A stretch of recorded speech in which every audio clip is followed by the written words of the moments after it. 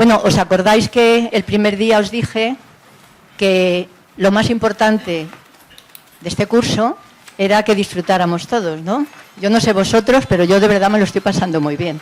O sea que con esto del disfrute, no solo, como os dije ayer, envejecemos más despacio, sino que también, lo que vamos a ver ahora, nuestra salud mental estará mejor.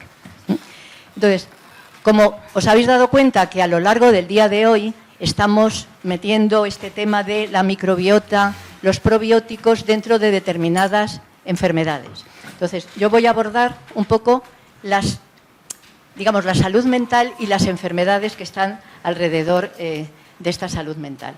Bueno, es importante este tema, y ahí están los puntos que voy a desarrollar, por lo que supone la salud mental y por lo que se sabe y se intuye que tiene el papel de la microbiota y los probióticos en esta salud mental y en las enfermedades asociadas a la falta de salud mental. Que, como veréis, es mucho más lo que no se sabe que lo que se sabe, a pesar de los miles de trabajos que hay publicados al respecto. O sea, estamos en lo de siempre. Bueno, la salud mental, ya todos sabemos de que vaya, además aquí tenemos a un distinguido psiquiatra que me puede corregir cualquier tontería que diga al respecto, que es ese bienestar emocional, psíquico, social, etcétera, que influye en cada uno de nosotros, en cómo se piensa, cómo se siente, ¿no? Cómo cada uno de nosotros enfrentamos la vida y el estrés que la vida supone. Fijaros si es curioso, la OMS hace unos años dijo que algún trastorno de esta salud mental tendrá el 25% de la población en algún momento de su vida. Quiero decir que es importante. Y una cosa que yo creo que a veces no tenemos claro y decimos salud mental, salud física, es que no la podemos separar. La salud es un todo, ¿vale? Y la salud mental es una parte de la salud que decimos en general. No podemos entender que decimos tenemos salud si no tenemos una buena salud mental. Por lo tanto, es importante. Fijaros, trastornos mentales hay más de 400 tipos, es decir, evidentemente es un mundo. A mí me gusta, bueno, tenemos, como todo tiene su día, ¿no?, de la salud mental, ya dedicado en octubre, y a mí me gusta esta frase que dijo el Dalai Lama, que dice, la mayor riqueza que podemos tener es la salud mental. Y hablando de lo que eso representa y de cómo a veces el ser humano hace tonterías buscando el bienestar y la felicidad, dice, la felicidad reside en tu bienestar emocional y mental. Es decir, que fijaros lo importante que es ese sentirse bien en esta salud mental. Entonces, ya lo vimos ayer, pero quiero recordaros cómo conseguimos tener salud.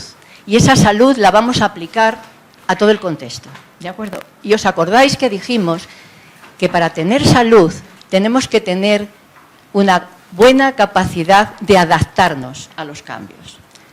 Y que esa capacidad de adaptarnos a los cambios, que como definió Lancet es la base de la salud, esa capacidad de adaptación que es la homeostasis que nosotros podemos desarrollar, se basa en el buen funcionamiento de estos sistemas fisiológicos que por eso se llaman homeostáticos, porque son los que nos permiten adaptarnos, los que nos permiten tener salud.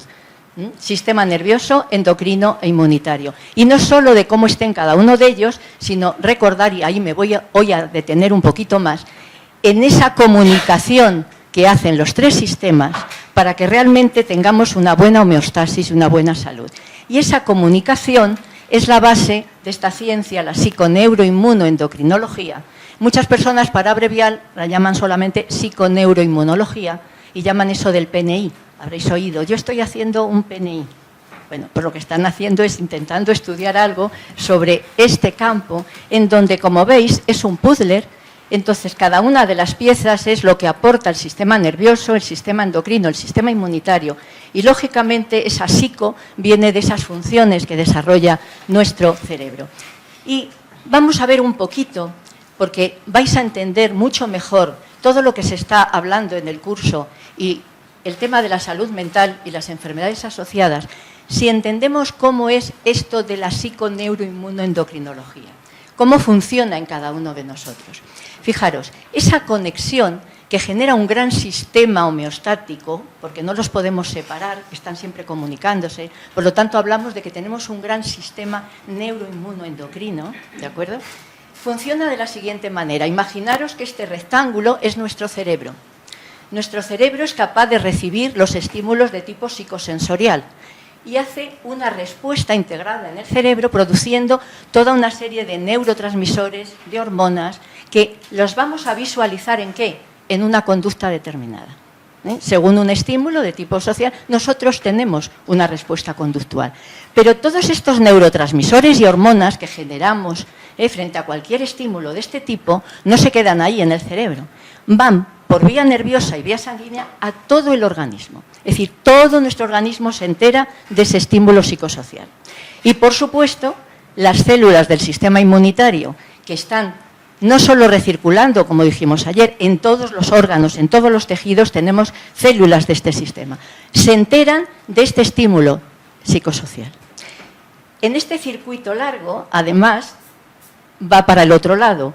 Cada vez que nuestro sistema inmunitario, como muy bien nos ha comentado Manolo, está recibiendo estímulos antigénicos, una infección, una célula cancerosa, genera una respuesta inmunitaria y genera muchos mediadores, las citoquinas, que son los mediadores que están más implicados.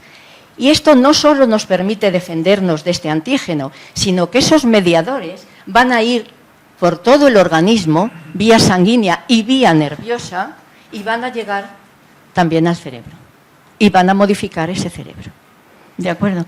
Es decir, este sería un circuito largo que llamamos, pero en todos nuestros tejidos y órganos hay circuitos cortos, porque en todos nuestros tejidos las células inmunitarias están en contacto con la sangre, con los vasos, que le llegan hormonas, con las fibras nerviosas, que le llegan neurotransmisores. Por lo tanto, imaginaros toda esa comunicación constantemente en nuestro cuerpo para que podamos responder a todo y para que unos se enteren de otro. Y fijaros, este esquema salió en una publicación en el 1984, lo hizo Blacklock, un poco haciendo un ejemplo de esta comunicación neuroinmunoendocrina. Y me gusta mucho por dos razones. Una, porque eligió un ejemplo muy bonito, el ejemplo del estrés emocional, para entender esta conexión. Otra, porque se arriesgó a publicar esa idea, ese trabajo, en una revista de inmunología, el Journal Immunology, que es un top en inmunología, y que en aquel momento los inmunólogos, Manolo, como es más joven que yo, no lo vivió tanto, pero yo iba a los congresos de inmunología a decir, oye, mirar que estos neurotransmisores modifican la función inmunitaria.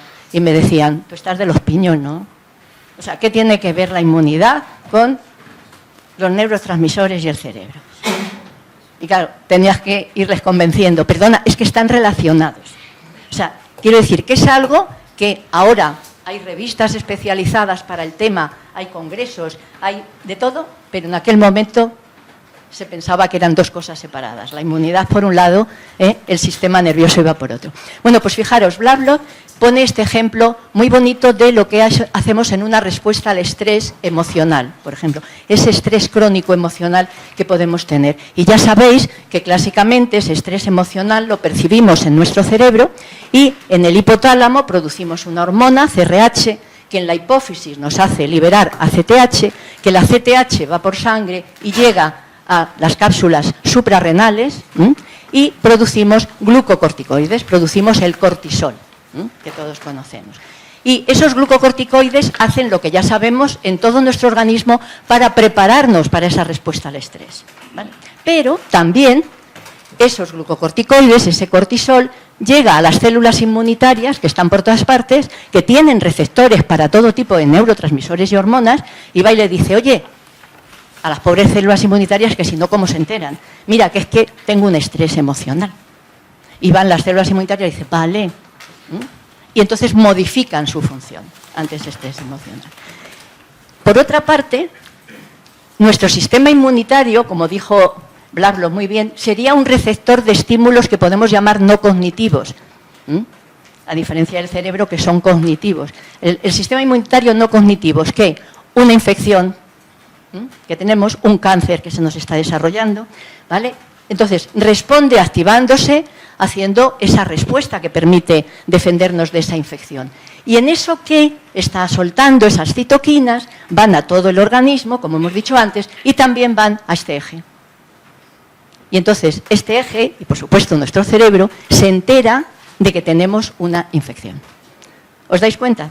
Es decir, todo está relacionado. Y por eso Pavlov tuvo la buena idea de llamar a esta respuesta inmunitaria, que después se entera nuestro cerebro, el sexto sentido. Porque es un sentido que no es ni el tacto, ni el olfato, etc. ¿De acuerdo? Entonces, fijaros, esto es tan importante que si esto funciona así bien, vamos a tener salud. Y si esa conexión, por algún motivo, no es adecuada, tenemos una enfermedad. ¿De acuerdo? Entonces, por ejemplo, cuando nosotros, bueno, y aquí me gusta poner este esquema, que no veréis nada más que rayas para un lado y para otro y tal, es un esquema que, como dice la publicación, simplificado, dije menos mal, entre las conexiones que se establecen cuando nosotros tenemos una señal de estrés y activamos ese eje, hipotálamo, hipófisis adrenal, y la respuesta inmunitaria que se entera de esas señales. Entonces, como veis, hay muchas flechas con muchos mediadores de muchos tipos que están ahí dando una respuesta final a esa situación de estrés. Entonces, lo que os decía, nosotros cuando tenemos una infección vamos a liberar una serie de citoquinas que van a informar a todas las partes y, por supuesto, a este eje de nuestro cerebro. Y, a ver, ¿qué se os ocurre que sucede con las citoquinas proinflamatorias que suelta nuestro sistema inmunitario cuando está luchando con una infección y que os acordáis que dijimos necesita producir inflamación para cargarse al patógeno, para cargarse a la célula tumoral? ¿Qué pensáis que hace con ese eje esas citoquinas que producimos cuando tenemos una infección? ¿Lo activa o lo inhibe? Perfecto. Aprobado. Y pensaréis, ¿y por qué? Pues fijaros, como todo, y yo creo que os estáis dando cuenta en este curso, todo tiene que tener su cantidad, su momento, su equilibrio para que tengamos salud.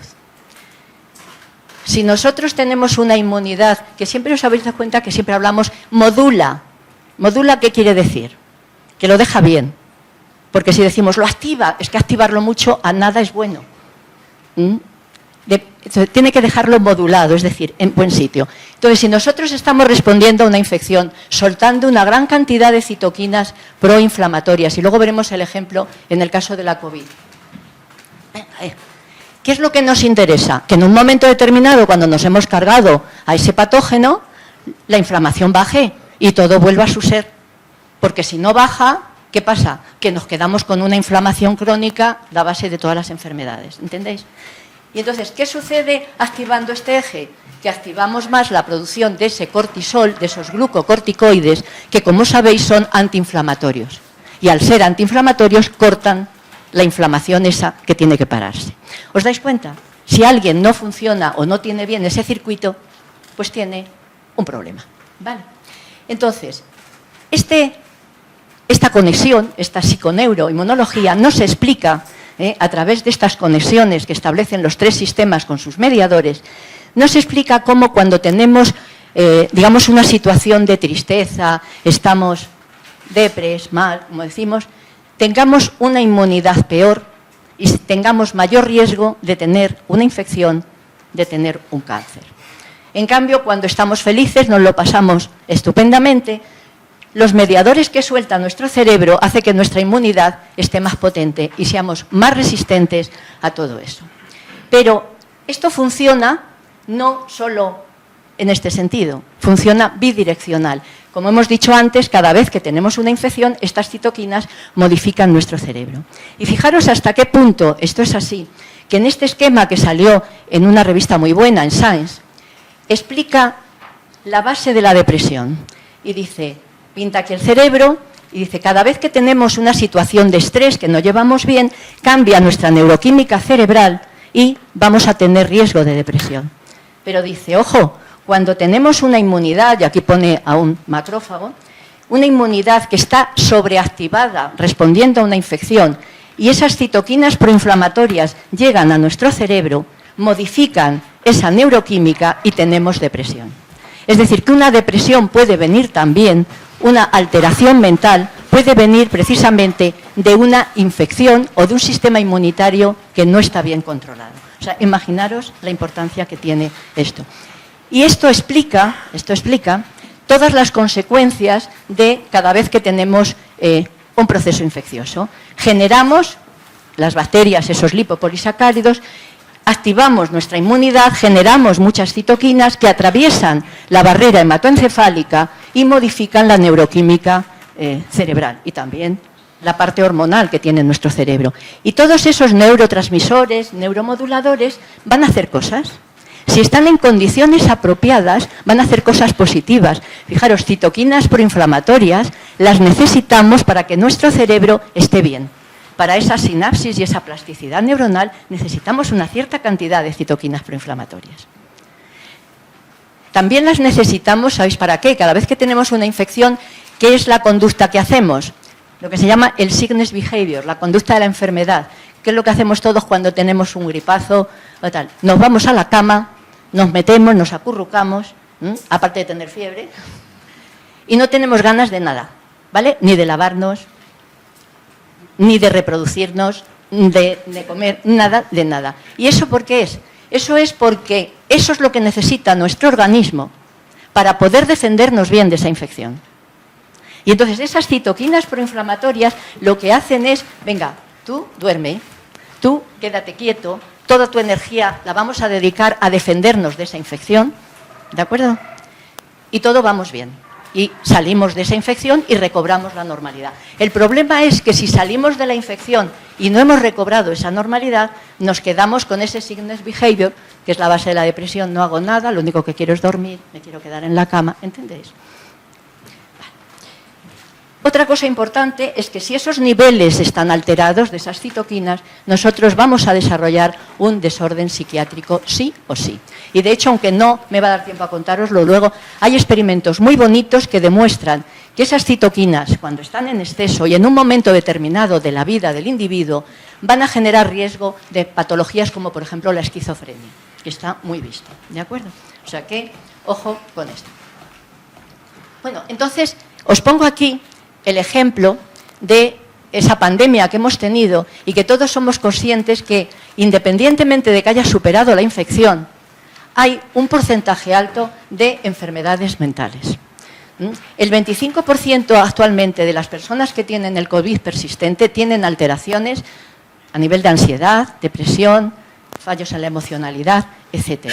Y esto se basa, y fijaros, la de trabajos publicados, y la COVID fue como de antes de ayer, 38.000 y pico. O sea, que es que, ¿cómo han subido los trabajos? Y, por ejemplo, estamos en el 25 y estamos como a la mitad de año. 3.000 publicaciones sobre efecto de la COVID en la salud mental. Es decir, aquí os pongo algunas, como esto lo vais a tener luego, pues si alguien tiene interés en cualquiera de las citas que pongo, indagar más, pues lo mira y ya está. Pero fijaros, en una de las publicaciones del 25 ya meten una palabra importante, el microbioma, en todo este conjunto. Bien, entonces, como vimos también ayer, para nosotros tener buena salud en general y mental en particular, necesitamos esta buena homeostasis, ¿vale? Estos buenos sistemas homeostáticos, y eso va a depender de los genes que cada uno tenga, pero sobre todo del ambiente y del estilo de vida. Entonces, ¿cómo conseguimos ahora meter a la microbiota en todo esto? Pues vamos a pensar en la microbiota intestinal, vamos a pensar en la homeostasis intestinal. Y en el intestino nosotros tenemos, como ya vimos, un sistema nervioso estupendo, ese segundo cerebro, una inmunidad estupenda, un sistema endocrino maravilloso. Y esos tres sistemas comunican y permiten esa homeostasis intestinal. Y todo esto que sucede en nuestro intestino, ¿veis? Células endocrinas, células nerviosas, células inmunitarias, dialogando y produciendo cosas que permiten que este intestino funcione bien. Todos esos mediadores luego van a poder ir por vía nerviosa o por vía sanguínea al resto del organismo. ¿Y dónde van? Un sitio que van, al cerebro. ¿Vale? Y entonces, eso hace que nuestro cerebro vaya a depender muy bien también de esta homeostasis intestinal. Y este sistema que permite la salud, como veis, ya no solo podemos meterle los 3 sistemas fisiológicos ahí para que comunicándose nos den esa homeostasis. Tenemos que meter a la microbiota como un actor fundamental en este contexto. Vimos, ya lo hemos visto, y hoy Manolo lo ha vuelto a recalcar, de las funciones que tiene la microbiota, muy importante es el desarrollo y funcionamiento de nuestra inmunidad, el desarrollo y funcionamiento de nuestro cerebro. Entonces, aquí os dejo algunas publicaciones. Por cierto, aprovecho para hacer aquí una publicación, propaganda de nuestro libro. La Sociedad Española de Microbiota, Probióticos y Prebióticos ya editó un libro en el 17, lo volvió a reeditar en el año 22 y va a empezar la 3ª edición y actualización de este libro, que estará disponible en un año o cosas así, ¿no? Más o menos. Bueno, pues quiero decir que esa microbiota va a determinar nuestro sistema inmunitario, pero también, en el contexto en que estamos, va a determinar nuestro sistema nervioso, nuestro cerebro. Y fijaros, si lo que he dicho antes, la manifestación de cómo tenemos el cerebro es la conducta que hagamos, pues evidentemente los investigadores se plantearon hace unos años, pero bueno, entonces la microbiota intestinal ¿tiene algo que decir con el comportamiento? Bueno, pues la respuesta es que sí. Cuando vas a PubMed y miras a ver lo que hay, poniendo lo de microbiota intestinal y conducta, te salen ya casi 14.000 estudios, ¿vale? Y como pasa siempre, en el último año parece que florecen muchos, 1.535 estudios. También os digo las cifras, ¿para qué? Para que os deis cuenta que es prácticamente imposible leerse, vamos, es que casi ni el astra de todos los trabajos que hay sobre todas estas cosas. Pero bueno, entonces, este fue uno de los primeros trabajos, porque esta idea de que la microbiota incidía en la conducta surgió un poco como a primeros de este siglo, ¿no? Y se vio con animales libres de gérmenes, haciéndoles pruebas de conducta. Oye, resulta que esto tiene algo que ver con cómo responden, ¿no? Y bueno, ya hay una serie de publicaciones que te dicen que evidentemente están ahí. Pero, bueno, antes de pasar, pero bueno, lo paso y luego ya lo cuento. Pero esa conducta se ha visto que puede ser modificada, según la microbiota, a muchos niveles.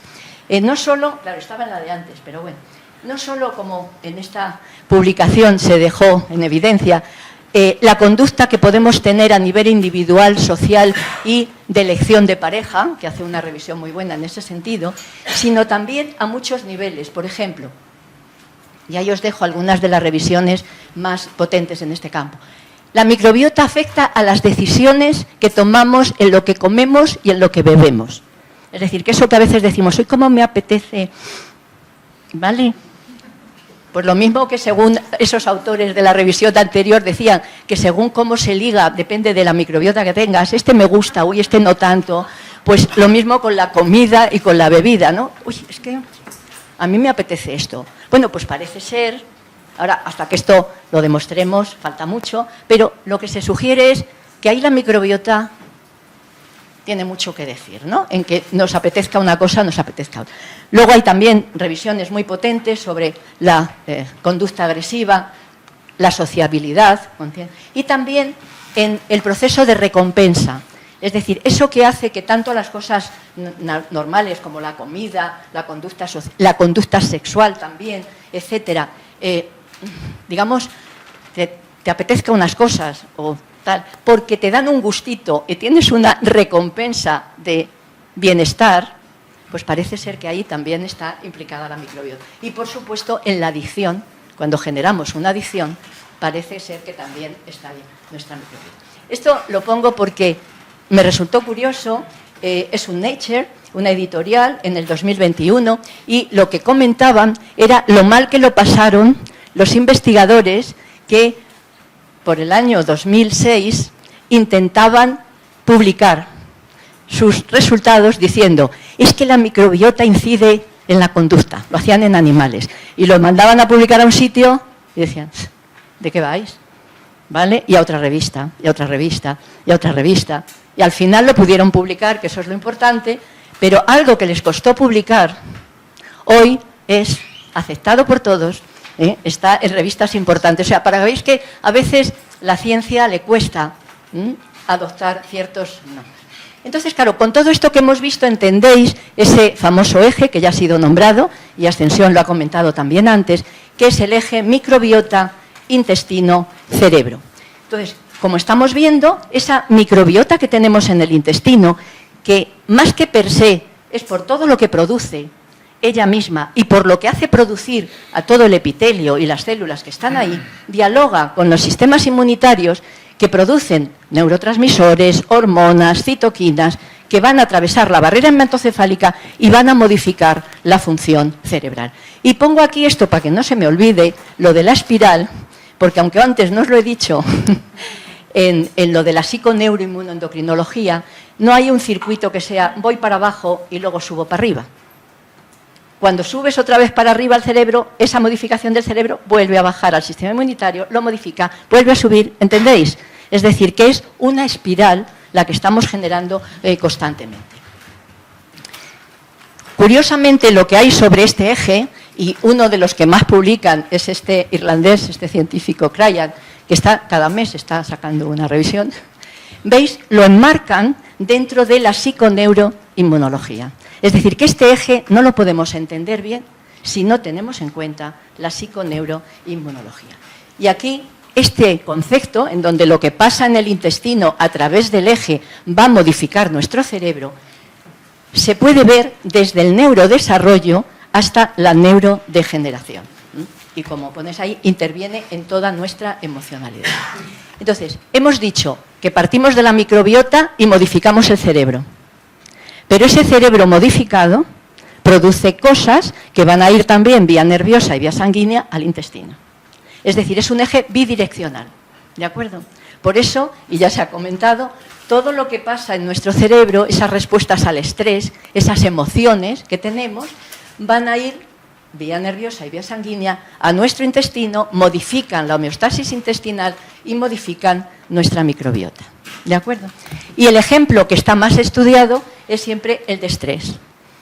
Tenemos un estrés, ya hemos visto cómo se modifica el eje hipotálamo, hipófisis, adrenal, cómo esos mediadores llegan al intestino. Una de las cosas que hacen es estropear la permeabilidad intestinal, empiezan a dejar pasar cosas, y tenemos ya el problema. Entonces, el estrés y la microbiota, como veis, y haciendo esa espiral, está muy claro. Entonces, fijaros, en esta publicación, que es de hace unos años, ponen el estrés crónico como ahí en el medio de salud mental, ¿vale?, de sistema inmune, porque evidentemente está todo junto, de disbiosis, y en la base de todo esto, inflamación. Y recordar que inflamación y oxidación siempre van juntas. ¿Os dais cuenta que esto va a pasar en todas las alteraciones de las enfermedades mentales? Se te altera la función mental, la inmunidad, tienes disbiosis y tienes inflamación. Entonces estamos jugando con estos parámetros, sistema inmunitario, sistema nervioso, microbiota, en donde, por ejemplo, en el caso del estrés crónico, ¿veis?, incide primero en el cerebro, pero luego está conectado con todo lo demás. Y dependiendo lo que salga, tendremos o no tendremos salud. Y por eso, cada vez que hacemos una intervención nutricional, de relaciones sociales, psicológica, entramos aquí y vamos a poder regular todo ello. Y hay una cosa, cuando yo os hablo de oxidación, de estrés oxidativo, que ya os he dicho qué malo es, ¿a que sí? Es muy malo, nos hace envejecer, nos hace tener patologías, el estrés oxidativo, estrés inflamatorio. Resulta que cada vez que tenemos un estrés, los mediadores que producimos en nuestro cerebro en respuesta a ese estrés, nos generan estrés oxidativo. ¿Entendéis ahora cómo una persona que tiene un estrés que no sabe modular va a estar hecho una pena, va a envejecer más pronto y se va a morir antes? ¿De acuerdo? Porque está generando más estrés oxidativo, desregula todo y tiene enfermedad. Vale, entonces, os voy a poner solo algunos ejemplos de cositas. Por ejemplo, aquí para tener la idea de que hemos hablado, el eje es bidireccional y ya parecía complejo, ¿verdad? Pues no es solo un eje bidireccional, es como una red. quiere decir que todo ese eje va a repercutir en todo el organismo, porque de hecho hay ejes con todos los órganos y sistemas. Y de hecho esa red es lo que hace o explica, según esta publicación, el que un virus que nos ha infectado vía respiratoria pueda incidir en nuestra microbiota intestinal y luego pueda llegar a afectarnos la salud mental. Uy, ¿qué me he pasado? Perdonad. Vaya, ahora. Esto ya lo tenemos supervisto de ayer. Recordar que la microbiota va modificándose desde el principio de la vida, pero ya os dije ayer que esa microbiota dialoga con el sistema inmunitario y el sistema nervioso. Y ayer vimos cómo, según esa microbiota, así se desarrolla nuestra inmunidad. Y aquí lo que os pongo es que, según esa microbiota, así desarrollamos nuestras neuronas, nuestras células nerviosas y nuestro sistema nervioso. ¿Vale? Y aquí todos los factores que inciden en que ese cerebro, cuando nacemos y en diálogo con nuestra microbiota, esté mejor o esté peor. ¿De acuerdo?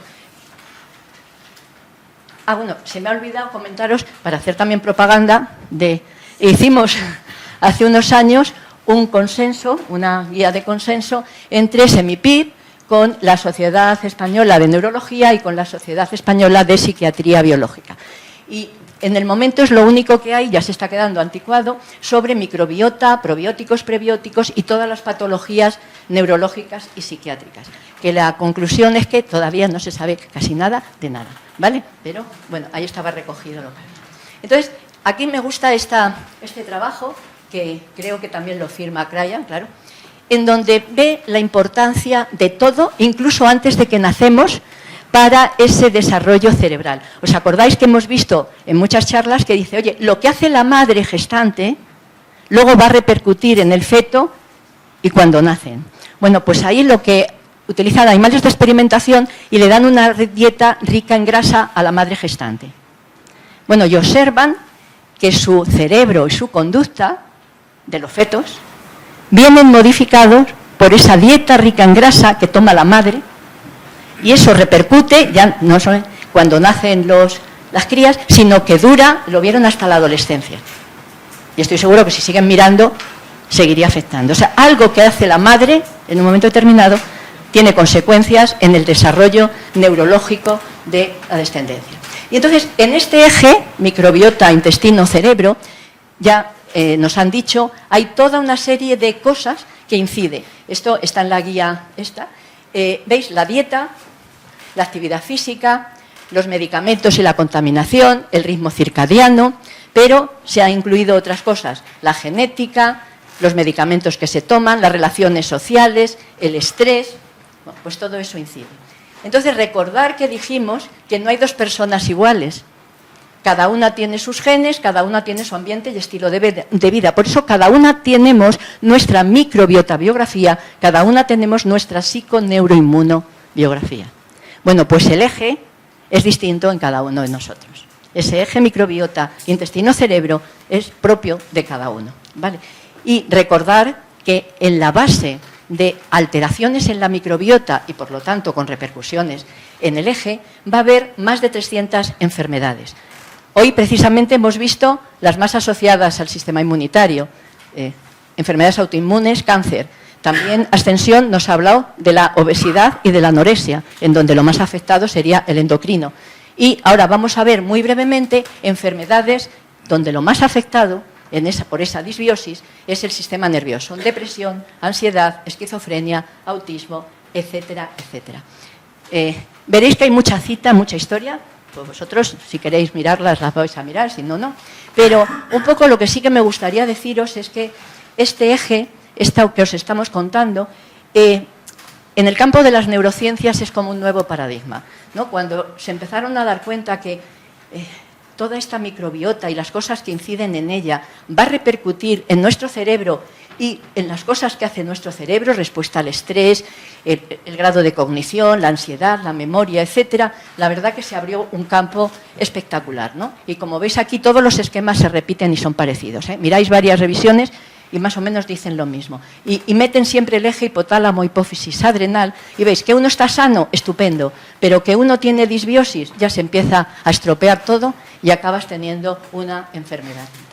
Entonces, en esta guía, también en el capítulo que escribe Arbolella y colaboradores, se ve que no solo hay esos factores que inciden en este eje, la consecuencia es que luego vamos a tener una conducta alimentaria determinada, un comportamiento social determinado, nuestra memoria va a ser distinta, nuestras adicciones van a ser distintas y, si no lo hacemos bien, toda la tríada es ahí que tenéis de enfermedades de tipo mental y psiquiátrico. Fijaros, de lo que más hay es de depresión y ansiedad, es decir, relacionando microbiota, depresión y microbiota y ansiedad. Hay más de 3.000 publicaciones y con ansiedad casi 2.000. Es una cosa espectacular, como veis las publicaciones aumentan a medida que nos acercamos a estos años, es decir, empiezan poquito a poquito y luego se animan. Bueno, entonces, lo mismo, el mismo esquema, uno está normal y ese diálogo de la microbiota con todos esos mediadores y nuestro cerebro es el que tiene que ser. Y cuando tenemos disbiosis se empiezan a modificar, hay más citoquinas proinflamatorias, etcétera, etcétera, y ya tenemos la depresión. Pues con lo que os he dicho antes lo entendéis mejor. Y veis una cosa que a mí me ha gustado, en este contexto siempre hay una oxidación, ¿vale? Hay un aumento de mediadores que son oxidativos e inflamatorios y esos son los que van a terminar de generar la patología o la enfermedad mental. Creo que me pasa una, pero debe de ser que no os importa. Nada, más de lo mismo, más publicaciones y como veis, todos los mediadores que los podéis ir viendo con tranquilidad cuando queráis, desde neurotransmisores, los ácidos grasos de cadena corta, etcétera, se pueden ver alterados, la permeabilidad está estropeada por culpa de esa microbiota, esa disbiosis y acabas teniendo la depresión. Esta revisión que es del 25, a mí me gustó mucho porque los autores intentan con toda su buena intención, pues parten de 2.000 y pico y 4.000 y pico estudios, al final se quedan con 24 para ver qué tiene que ver esto de la microbiota que tengamos con la depresión y al final llegan a la conclusión de que hay resultados contradictorios y que hay que seguir investigando. ¿Vale? Y eso va a ser la conclusión de todo lo que miréis. O sea, que ya os lo adelanto. En el caso del desorden bipolar también hay trabajos importantes que demuestran que está relacionado con una disbiosis. En este, que se mete mucho con los ácidos grasos de cadena corta, lo enfocan tanto para el trastorno bipolar como para la esquizofrenia. Y en el caso de la esquizofrenia, que hay relativamente bastantes, hay 465 publicaciones en este momento, también está bastante comprobado que existe una alteración de la microbiota y que es parte de la causa de esa patología. En el autismo no me voy a meter, aquí hay expertos en el autismo más, pero sí que hoy en día se tiene muy claro que las personas con autismo tienen una microbiota alterada.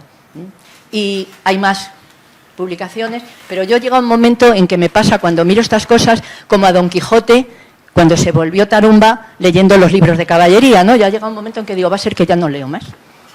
Porque, por eso yo creo que es importante que tengáis muy claro una serie de ideas, porque así lo que leáis, lo que oigáis, los podéis introducir bien en un contexto bueno. Y primero, no marearos y saber qué es más o menos correcto, qué es tal, ¿entendéis? Entonces, por eso creo que es importante todo eso. Bueno, pues hay publicaciones con este tema y también con el TDAH.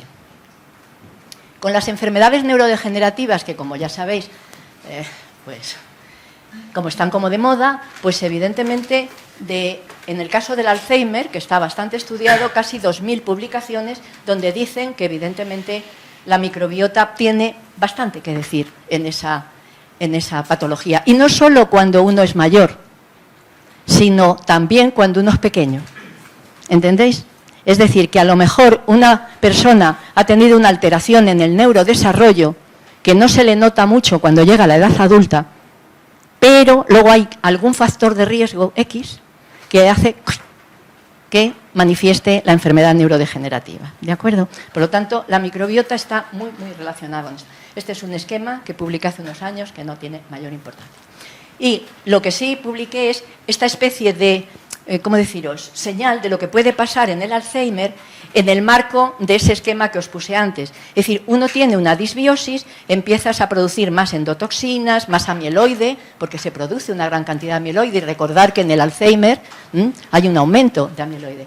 Bueno, bajan los ácidos grasos de cadena corta, determinados neurotransmisores, etcétera. Y todo esto, y veis las flechas rojas, empiezan a tener un diálogo malentendido con los sistemas homeostáticos, empiezas a producir cosas que no debes, llegan a la barrera hematoencefálica, que además la dejan con esa oxidación e inflamación un poquito estropeada, con lo cual pasan más fácilmente cosas, y entonces alteras esa homeostasis cerebral, teniendo neuroinflamación, teniendo oxidación y llegando a la neurodegeneración, porque la neurodegeneración tiene como base esa neuroinflamación y oxidación. Gracias. Vale. Más información sobre enfermedades neurodegenerativas. Sobre el Parkinson hay más de 1.500 publicaciones, también tienen como base. Y ya entrando en qué pueden hacer los probióticos, pues sí, los probióticos pueden hacer bastante en la salud mental. Y de hecho, recordar el término psicobiótico es cuando ese probiótico tiene un efecto en la salud mental. Aquí simplemente os pongo resultados nuestros en ratones, en donde hemos visto que la conducta, que es la manifestación del cerebro, se puede mejorar por probióticos. Desde determinados probióticos, con el Lactobacillus casei y tal, la Akkermansia, que la utilizamos aquí, en esta publicación, y veis cómo las pruebas de conducta de esos animales mejoran significativamente. El LGG también nos ha salido igual, y luego recordar que lo vimos ayer, encima mejoran también la inmunidad, mejoran el estado R2 y se vive más, ¿vale? Para que veáis que todo está relacionado. Vale, seguimos, hay más publicaciones sobre estas enfermedades mentales del efecto de los probióticos. ¿Y cuáles son sus mecanismos? Pues básicamente en que ayudan a controlar la disbiosis básica de esa enfermedad, que ayudan a las funciones de los sistemas homeostáticos a la vez, a esa inmunidad, a ese cerebro, y ayudan al control de la oxidación e inflamación, que eso es básico, como veis aquí. Los probióticos están controlando esa oxidación e inflamación. Aquí, para que no os aburráis, una buena revisión de cuántos probióticos así en concreto pues se han visto en determinadas patologías. Más sobre depresión y ansiedad, y me quedo con esta imagen que es relativamente divertida, del año pasado, que estos pobres hombres empiezan a ver que trabajos originales, porque una cosa importante, aquí miras y más de la mitad de lo que hay sobre algo son revisiones. Es decir, yo no sé ya qué se puede revisar, porque es que hay 4 artículos experimentales y 20 revisiones. Pero bueno, entonces, empiezan a mirar y dicen, bueno, de todo lo que hemos mirado, que disminuyan los probióticos, los síntomas, bueno, pues hemos encontrado 8 de la depresión. De la ansiedad, hombre, pues hemos encontrado 6. De las 2 cosas, anda, pues 5. Luego dice, oye, ¿que hacen lo mismo que el placebo? Pues también hay 2. Y luego llegan estos y 9, oye, que no hacen nada. O sea, ¿os dais cuenta? Hay de todo. Bueno, esto es una pequeña revisión de lo que se buscó para ver qué probióticos podían servir en la depresión subclínica, con eso de decir, oye, a ver si podemos ayudar para que alguien no llegue a la depre total, sino que le podamos ayudar. Bueno, pues tampoco hay mucho, y la conclusión es que no hay claras evidencias, ¿vale? Que hay que seguir. Este es un trabajo que me gusta poner porque está, no sé, Verónica, luego si quieres que te pregunten a ti las dudas, que hizo un metaanálisis viendo probióticos en la esquizofrenia. Y bueno, aplicando el prisma después de los que había, 5. Y claro, ella que es una experta en estas cosas, con 5, significación para decir que los probióticos... Pues no. O sea, que hay que esperar a tenerlas, ¿vale? Y en las enfermedades neurodegenerativas lo mismo. Hay probióticos que dicen que todo esto es que ayudan, ¿eh? No hay ni uno que te diga que esto te va a curar nada. Pero sí que dicen, bueno, pueden ayudar. Vale, pues ahí tenéis más. Y ya para terminar, ajustarme al tiempo, en la conclusión de esa guía, que teníamos que poner una conclusión, que además las conclusiones, el decálogo de conclusiones se publicó en la revista de nuestra sociedad, que también os animo si queréis mandar a esta publicación de Anales de Microbiota, Probióticos y Prebióticos, pues al final lo que salía de resultado de esta guía es, vamos a ver, que hay que investigar más, hay que hacer más aportaciones clínicas, más, porque de momento todo se intuye, pero certezas todavía ninguna, ¿vale? Entonces, como pongo aquí, yo tengo más dudas que respuestas, entonces, pero yo creo que eso es bueno, ¿vale? Porque nos tenemos que estar haciendo preguntas y ya veremos qué tal. Y esto simplemente es el resumen de lo que hemos visto, que la microbiota sí que tiene que ver en este contexto de la psiconeuroinmunoendocrinología con la salud en general y la salud mental. Y por supuesto que puede que los probióticos ayuden en alguno de este contexto, aunque haya que seguir investigando. Y nada, muchas gracias por vuestra atención.